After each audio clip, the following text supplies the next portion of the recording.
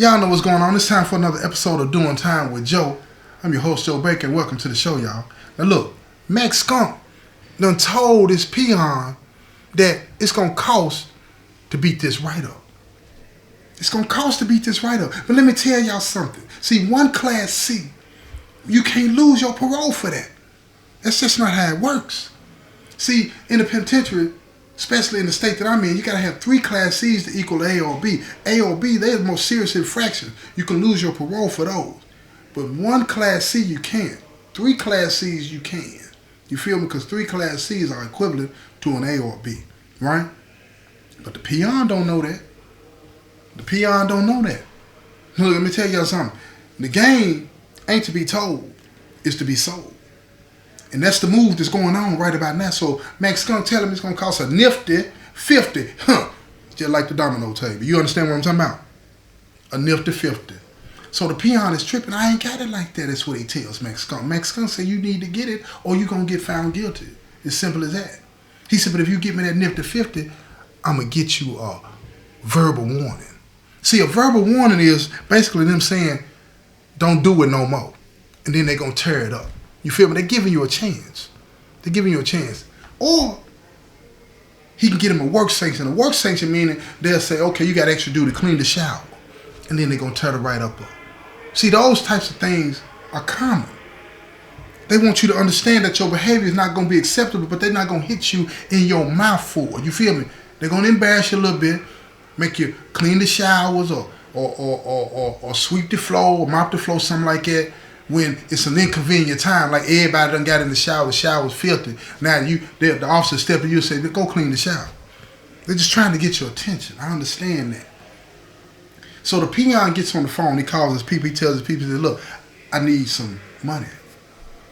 His folks ask him what you need the money for, and he tells them the situation, and they say, I don't know how I'm going to be able to do that this week. I maybe can do it next week. So he gets off the phone, he steps to Max Skunk, and he tells Max Skunk, look, my people said not this week, but next week. Can they do it then? So Max Skunk tells him, look, I'm going to put this D-board hearing off, right? You got it's scheduled just like court, y'all. You got days you got to be there, time you got to be there, and all this and that, right? So he went to the D-board chairman, Max Skunk did, and he told him, he said, look, can we have this hearing next week?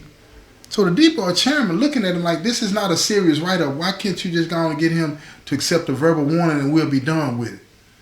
Well, Max Skunk come up with a warning. He quick on his feet now. He said, well, he don't think he did nothing wrong. I just got to talk to him and all this and that, right? Let me work it out. Bear with me. Now, the D-board chairman been doing this for a while. He looking at Max Skunk and he tells him, fair warning. He gives him a warning. He tells him, look, don't start playing games with these guys. I don't have time for that. So Max Skunk look at him, you know what I'm saying? He went straight into Mac mode, right? Man, everybody playing with him, chairman. I ain't doing nothing like that. I'm just trying to make sure that he understands what's going on and then give him some fair representation, right? D-board chairman looked at him and said, all right, go ahead on. Just waved his hand and told him to get on out of the office. Because he knew at that point that Max Skunk was trying to be slick. This is a simple situation. It's not that complicated. So he go tell the peon he got it put off. And the peon is happy and all this and that. You know what I'm saying? Next week comes up. The peon gets the money through the visitation. Brings it and gives the green money to Max Skunk. Max Skunk get his money. He tells him, I'm going to get you a verbal warning. He go get the verbal warning, come back and tell him, don't worry about that, the case is dismissed. And then he, for dramatic effect, y'all, he ripped the write-up up in front of him. He said, man, I told you I had you, man. So now the peon looking at him like he done something real big, like Max Skunk can hold it down. He really taking care of the business. But he don't know he just got played out of a nifty 50, right? Max gonna go on about his bid and he take the money, you know what I'm saying, to go take care of some business, right? So he can make some more money, right? So now he telling the guys how he just played the peon and all this and that. And they looking at him like, man, you ain't even have to do him like that. You ain't have to do him like that. But again, some of the guys were like, man, yeah, get that sucker. That's what you're supposed to do to a lame like that, right? So Max Skunk, he's getting more and more write-ups. And he's doing this over and over and over. And he's telling everybody, I got you if you get the write-up. Come holler at me. I got you. So one day, they had a shakedown. And see, a shakedown is when they bring in like a whole lot of people, you know what I'm saying, that don't work at that particular institution, right? And They lock everybody down in whatever building it is. And they go through your cell and they make sure that everything you got in your cell is on your property list. Because when I say property list, that just means a list that they have that records whether you have a TV, a radio, shoes, clothes, whatever. It's got that on there so that when they come through your cell, they know that this stuff belongs to you and not somebody else. That's how they keep up with stuff in the penitentiary, right? But here's the thing. When they came in, like, it's a surprise. They never tell you when they come in to do a shakedown. But we know when they come in to do a shakedown because they turn the water off in the toilet and the sink. See, they don't want you to be able to flush nothing. You feel what I'm saying? Hey, you wake up at 2, 3 in the morning, you take your leak, and then you hit the thing to flush the toilet, ain't nothing moving. First thing you're supposed to do in the penitentiary, wake your cell up and let them know, look here, man, they coming, clean up. You feel me? So here we go. Shakedown. It's not in the housing unit that Max Skunk lived in, right? But it's in another housing unit. But when he heard about it, he knew he had opportunities coming his way. So after the shakedown, about 10 people get written up. Everybody got write-ups from all kinds of things, from possession of deadly weapons, possession of narcotics, you know what I'm saying?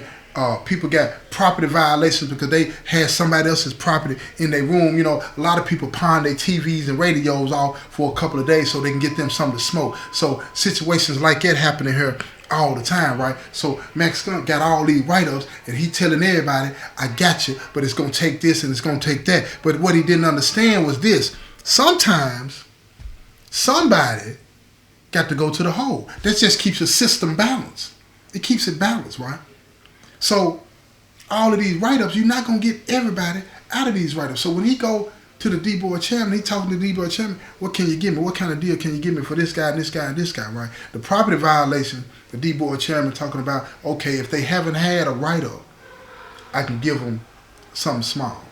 Class B, 5 days on the shelf. All that means is it's like probation. You plead guilty, you got 5 days on the shelf. If you don't get in no trouble, you don't go to the hole for 90 days, right? You don't go to the hole for them 90 days. You get in trouble, you good. You don't have to do 5 days. But if you do something within them 90 days, you go into the hole for 5 days. That's penitentiary probation. You feel what I'm saying? So Max Skunk is trading and dealing with the D-Board chairman, making deals. He's trying to get the best deal he can for some of his clients, right? Trying to get the best deal that he can. But what he discovers real fast, is that the D-Board chairman is looking at all of these cases and he sees that a lot of these guys got prior write-ups. And if you got prior write-ups, that means you can't get a deal. You feel what I'm saying? Now let me tell you something. It's called the sentencing matrix. And the sentencing matrix basically is broke down and says, okay, if you haven't had a write-up in a year, you can get 5 days. You can get a verbal warning, written warning, 5 days, some time on the shelf, stuff like that, right? But if you have had a write-up within the last 6 months, and you've been to the hole, then you can get more time in the hole, maybe 10 days, 15 days, 20 days, whatever. You lose your visitation privileges. You might lose your packages, you know what I'm saying, when you can get clothing packages in, food packages in. All of these are restrictions that they use to make sure that they can govern and maintain control of the penitentiary, right? So Max Skunk got this one client that got caught with some weed. Now he know about that weed. And let me tell you why he know. Because Max Skunk the one that sold it to him. You feel me?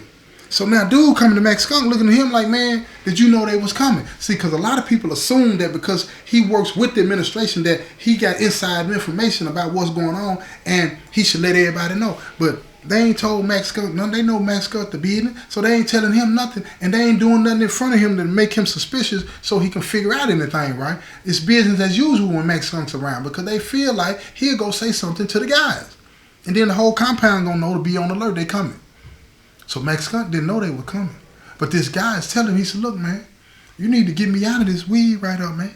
This possession right up.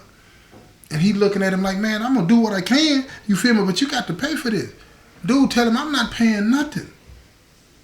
Max Skunk looked at him. He said, well, what you mean? He said, man, you sold me that. So you need to get me out of that. You need to look out.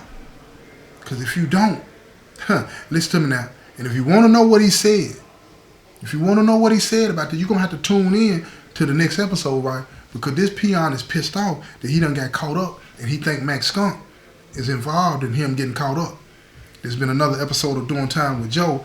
I'm your host, Joe Baker, and I say peace, y'all. I'm getting